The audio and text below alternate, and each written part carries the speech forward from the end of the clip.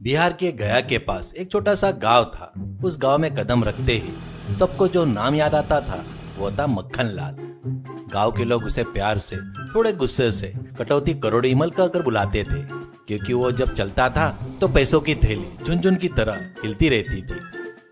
मक्खन लाल परम कंजूस था, इतना बड़ा कंजूस कि अगर छींक भी आ जाए तो अपनी नाक बंद कर लेता था ताकि हवा बर्बाद न हो जाए। वह ऊंचे ब्याज पर पैसे उधार देता और गांव वालों का खून जूस की तरह पीता था। इतना ही नहीं, जो भी उससे उधार लेता उसे मक्खन लाल की गुलामी करनी पड़ती थी। ए समोसा सुनील, क्या है आज टिफिन में वड़े नहीं है क्या? उधार लेते समय याद नहीं था क्या? जल्दी से 2 प्लेट पैक कर, मैं पैसे मत मांगना, ब्याज में जमा कर लूंगा। अरे बाबू, अब तक तो ब्याज असल से भी ज्यादा हो चुका है। अगर ऐसा ही रहा तो मुझे भीख मांगना पड़ेगा। भीख मांगे तो मुझे क्या, मेरा ब्याज मुझे मिलना चाहिए। और एक बात, साथ ही सिनेमा हॉल के पास जो टिकट तीरथ है ना, उसे कह देना कि शाम को शो के लिए मेरे लिए बालकनी की टिकट तैयार रखे, बिल्कुल फ्री में। इस तरह मक्खन लाल का दिनचर्या चलता था। एक दिन करोड़ी मल की कमर में अचानक तेज दर्द हुआ, इतना कि वह एक कदम भी नहीं चल पा रहा था। झुका तो उठ नहीं पाता, उठता तो बैठ नहीं पाता। हार मानकर वह अपने एक कर्जदार देसी वैद्य जड़ी बूटी जगन्नाथ के पास गया। अरे करोड़ीमल जी, आपकी कमर लोहे की छड़ की तरह अकड़ गई है।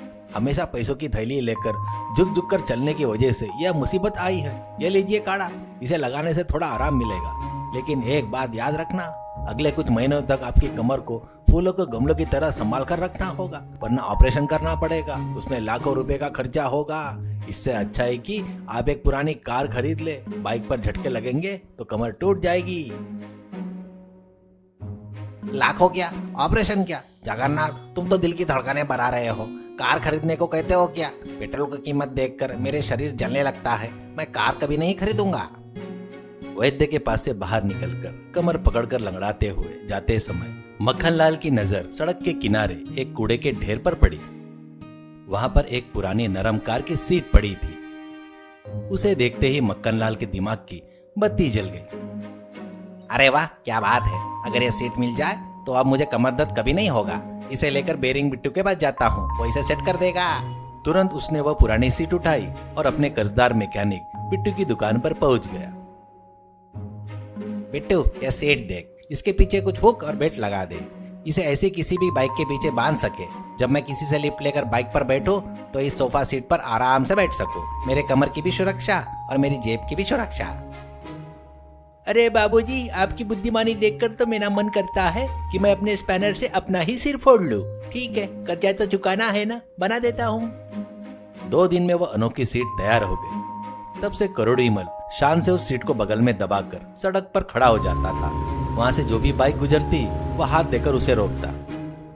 अरे बेटा, जरा लिफ्ट दोगे? मेरे पास अपनी सीट है, तुम्हें कोई दिक्कत नहीं होगी। मैं अपनी सीट खुद लगा लूंगा। बेचारे लिफ्ट देने वाला उस अजीबे गरीब सीट को देखकर हैरान रह जाता। करोड़ीमल उस सीट को बाइक के पीछे बांधता और सोफे की तरह उसमें जमकर बैठ जाता। कमर पीछे टिकाकर चैन से आंखें मूंद लेता। हरीश बाइक स्टार्ट करके तेजी से जा रहा था। हवा कानों के पास से गुजर रही थी और हरीश अपनी धुन में था। वो यह भूल गया था कि पीछे एक कंजूस सोफा डालकर बैठा है। रास्ते में उसे चाय की दुकान दिखी। हरीश का मन चाय पीने का हुआ। उसने बाइक को रोक दी। बाइक का स्टैंड लगाए बिना ही पीछे कोई नहीं है सोचकर उसने अपना पैर जोर से पीछे घुमाया और उतरने लगा। ठीक उसी समय मक्खन लाल सोफे पर झपकी ले रहा था। हरीश का पैर मक्खन लाल के सीने पर एक जोरदार लात की तरह लगता है। उस झटके से मक्खन लाल अपनी सोफा की सीट में से हवा में कालाबाजियां करते हुए पास ही पत्थर के ढेर पर जा गिरा। अरे बाप रे, मेरी कमर टूट गई। अरे हवा के झोंके गधे, मुझे लात मारी। हरीश को कुछ सुनाई नहीं दे रहा था। वह बाइक से उतरा और चाय की दुकान में चला गया। चाय पीते हुए जब उसने पीछे मुड़कर देखा तो मक्खन लाल पत्थर पर तड़प रहा था। हरीश को देखकर आश्चर्य हुआ। अरे, ये बुजुर्ग पत्थरों पर सोफा डालकर यहाँ क्यों लेटा है? लगता है कोई नया किस्म का योगा है, जाकर पूछता हूँ।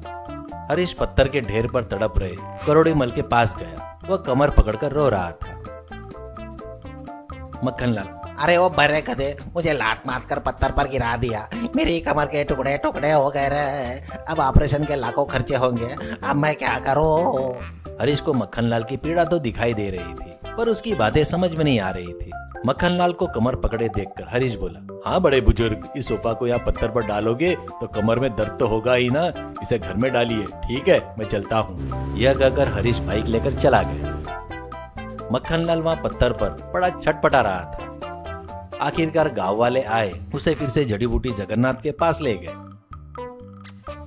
अरे मक्खनलाल, मैंने पहले ही कहा था, अब आपकी कमर पूरी तरह टूट गई है, अब इसका मेजर ऑपरेशन करना होगा।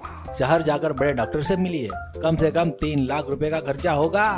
मक्खनलाल की तो जान ही निकल गई। जो कंजूस 100 रुपए खर्चा करना पसंद नहीं करता था, उसे अब 3 लाख रुपए अस्पताल में देने पड़ रहे थे। वह सोफा सीट अब टुकड़ों में सड़क पर पड़ी थी। मक्खनलाल का ऑपरेशन हुआ और वह बिस्तर पर पड़ा था।